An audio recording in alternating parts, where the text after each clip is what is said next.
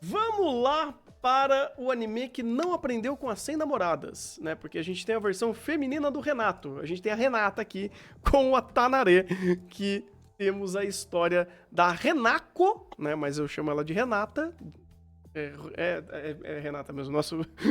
eu tinha esquecido.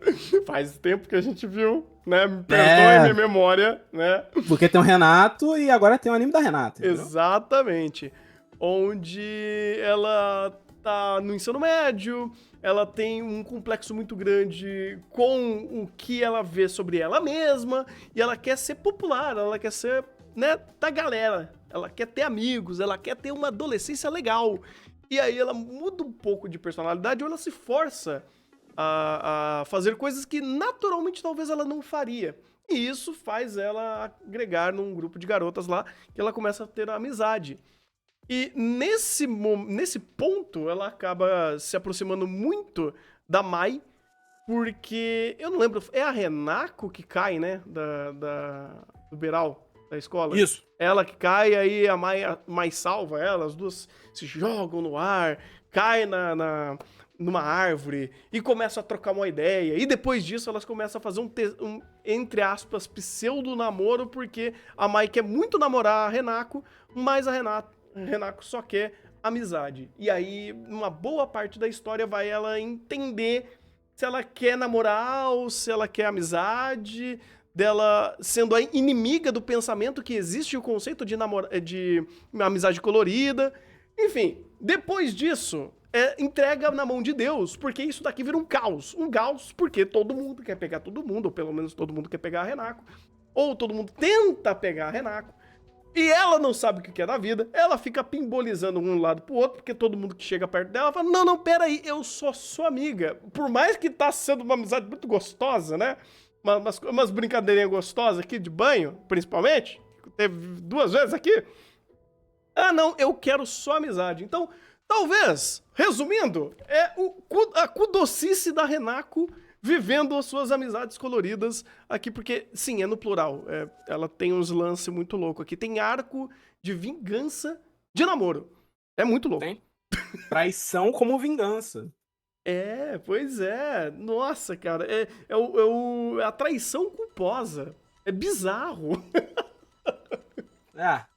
Tipo assim, o Atanare, ele é a clássica série pra você assistir, não pensando tanto e se divertindo, vendo o quanto que as personagens conseguem ser tapadas uma com a outra. E desde o primeiro episódio que a gente tem apresentado essa figura da Renako, né, que é essa figura que pensa pra caralho, mas na verdade é introvertida e tenta lidar com a sociedade de uma maneira diferente, né, porque ela quer ser popular, ela quer ser a menina do colégio, é muito interessante, porque logo você é apresentado a figura da Mai, né, que é a co-protagonista do anime, que é, pelo menos a gente imagina, e grande parte do início da história, como o Thunder disse, né, a Mai salva a Renako de se jogar da escola, né, e já vê o quanto que ela tá desesperada, e você já percebe, logo de início, que a Mai é uma psicopata e que ela tem as suas maneiras, né, de lidar com obsessões. E aí, a dinâmica inicial do anime é você percebendo até onde a Mai vai puxar essa corda, e uma hora isso dando merda, que é o que acontece, e então elas entendendo como lidar uma com a outra, porque uma queria namoro e a outra queria amizade. Então a Renako fala, vou fazer o seguinte, um dia você vai ser minha namorada, um dia você vai ser minha amiga, e fica nesse jogo de vai e volta. E o interessante nessa relação das duas, que principalmente é a parte central da história, é você perceber o quanto que a Mai é uma representação muito curiosa de uma figura obcecada. Sabe, eu acho que o anime ele consegue trazer ela pra um lado que ele não romantiza ela, de forma alguma. E ele consegue te fazer entender o porquê ela é daquele jeito e mostrar na narrativa que ela tá errada. Principalmente com a reação da Renako quando a Mai passa do ponto numa cena que deu muita polêmica nesse anime. Porque é de fato uma cena pesada, é de fato uma cena complicada, que foi suavizada do material original pra adaptação, né? A adaptação deu uma suavizada, mas mesmo assim se mantém como um momento que o adolescente passou do ponto. O adolescente foi emocionado ao nível demais, por causa da Mai, né? e isso mudou totalmente a relação da Renako e da Mai. E a forma como elas se reconciliam é muito curiosa, né? E é de uma forma que para alguns pode ser satisfatória e para outros podem ser forçado do tipo de tropo de anime Yuri, né? Que é, infelizmente, esse tipo de anime que romantiza muito abuso em alguns momentos, né? A gente já viu N exemplos por aí de animes que romantizam isso e eu sinto particularmente, a minha visão vendo a cena, que o Ataraê não romantizou essa cena, mas teve pessoas do fandom que romantizaram, mas aí não tem nada a ver com a história, no geral. E eu gosto como elas se resolvem, e eu tenho a opinião que talvez a obra poderia ter acabado no momento que elas se resolvem, porque tudo ali tem muito o que ser conversado se você tirar apenas aquele recorte, pensando que essa história não é um harém. Só que aí entra o ponto. Essa história é um harém. E aí você tem que trabalhar as outras personagens. E aí entra alguns poucos lados positivos e muitos lados negativos desse anime, que é trabalhar a Renako com essas outras pessoas. Porque a gente entendeu como ela vai lidar com a Mai a partir daquele momento, que é meio que fazendo a Mai entrar na linha e não repetir aquele erro que ela fez, e ela de fato não repete aquele erro, ela se torna até uma figura de conforto pra gente quando ela volta na narrativa, o que é muito engraçado, porque é uma figura que errou no meio da narrativa, mas em futuros arcos ela volta, tipo, sendo o nosso respiro, sabe? É curioso como esse anime trabalha isso. Mas aí a gente tem apresentado a que a gente apelidou de Yukino verdadeira, porque o Yukino loiro é a Mai, né? A Yukino Sim, loira. aí Yukino Shine e aí Yukino mesmo. E a One-chan, que é a Jisai, que eu detestei essa personagem, mas o Thunder vai poder explicar um pouco o que ele achou dessa personagem, que ele gostou mais. Que são duas partes da história que a gente entende a Renako tentando se ligar com pessoas que não necessariamente têm a ver com o objetivo dela de ser popular. Porque a Mai era mais popular do colégio, então ela tava com a Mai tentando meio que fazer uma amizade pra também ser popular ali, sabe? Mas a Satsuki, o arco dela é curioso porque a gente é meio que apresentado a um Maiden Game, vira um Death Note por um momento da Satsuki com a Mai, porque a Satsuki tinha um negócio com a Mai ali no passado e elas têm meio que uma certa rincha, e aí a Satsuki, pra se vingar da Mai, usa a Renako como moeda de troca, e aí a gente tem um L versus Kira desse anime, que é uma parte muito legal, porque a gente tem nesses momentos uma sequência muito boa de videogame, né, que é um ponto curioso da Renako, ela é uma gamer, então tem esses momentos que a Satsuki e a Jisai, elas meio que tentam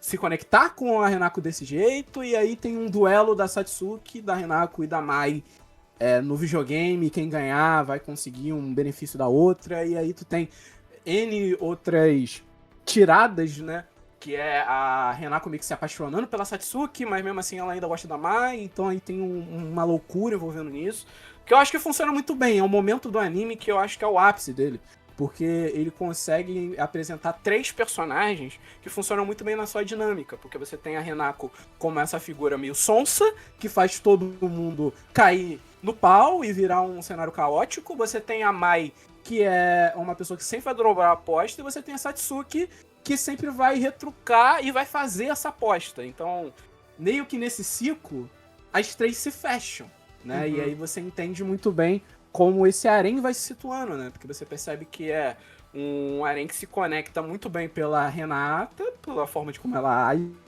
e as outras personagens pela forma de como elas reagem a ela. E aí entra o meu grande problema do anime, que é a Jisai. Que é uma personagem que ela, diferente das outras, ela não é uma personagem que vai dobrar ou fazer a aposta. Ela é a personagem que vai esperar você apostar. E a Renako é a personagem que vai esperar você apostar. Então você tem 2 personagens iguais, lidando com situações que uma precisa tomar uma ação, e elas ficam conversando o tempo inteiro. E a conversa não anda. É como se você estivesse num trânsito. Imagina, pessoal, o trânsito da Grande São Paulo. Você tá preso no horário de pico da Grande São Paulo e você tá ouvindo a mesma música em loop durante 1 hora. é o sentimento que você tem pela grande parte dessa primeira temporada, que se centrou muito nesse arco, que é um arco que peca muito por não ter agência. As personagens não querem avançar, porque justamente elas não sabem como vão avançar nessa relação. E aí é curioso, cara, porque chega a um ponto que a Mai se torna essa figura que eu falei, né? Essa figura de alívio que chega na narrativa e fala, não, eu vou tomar a agência e vou fazer vocês se resolverem. E o arco se resolve. Então você se sente otário, percebendo que aquelas personagens, elas não conseguem se resolver per si.